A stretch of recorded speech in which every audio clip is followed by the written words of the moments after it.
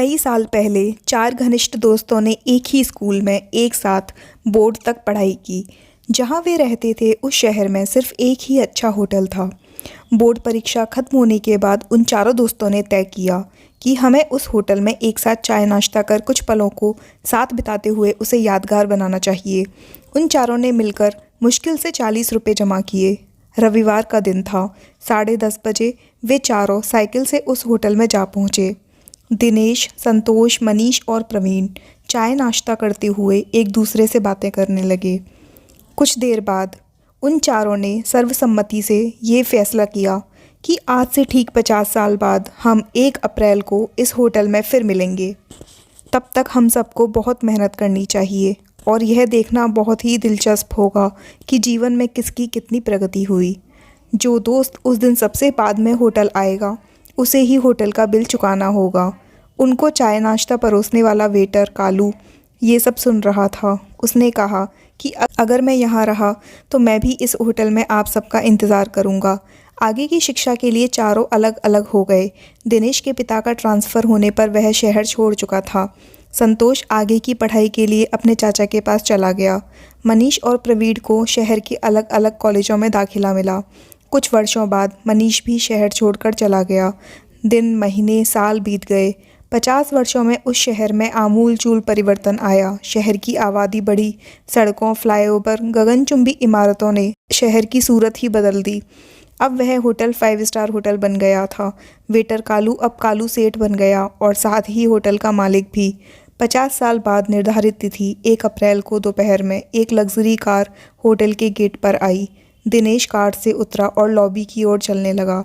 दिनेश के पास अब 3 jewellery showroom थे। दिनेश होटल के मालिक कालू सेठ के पास पहुंचा। दोनों एक दूसरे को देखते रहे।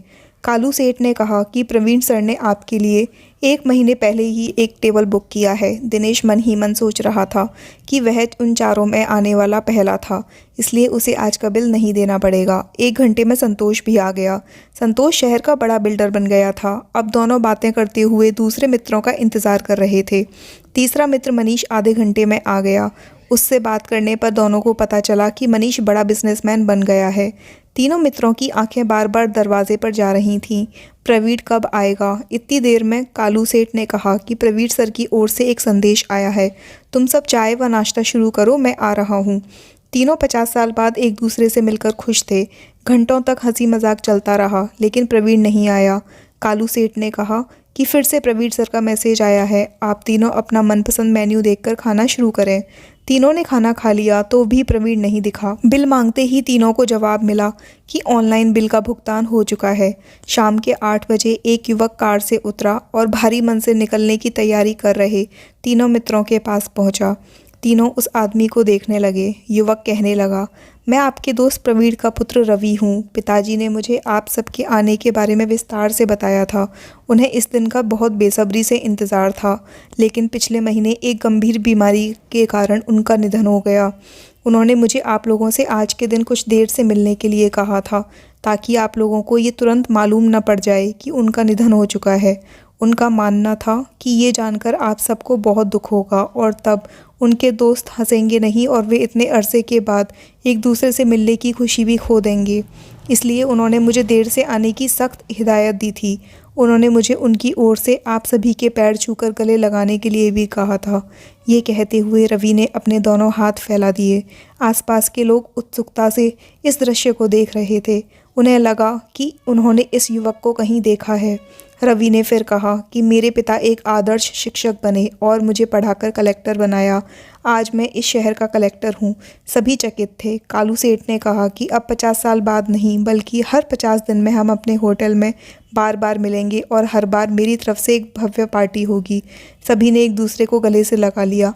अपने सगे संबंधियों और दोस्तों से मिलते रहें। उनसे मिलने के लिए बरसों का इंतज़ार ना करें। जाने किसकी बिछड़ने की बारी कब आ जाए और पता भी न चले। अपनों के हमेशा करीब रहिए और उन्हें अपने साथ होने का भावनात्मक एहसास दीजिए। दोस्तों, क्या भरोसा है ज़िंदगानी का, आदमी तो बस बुलबुला है पानी का। नमस्कार।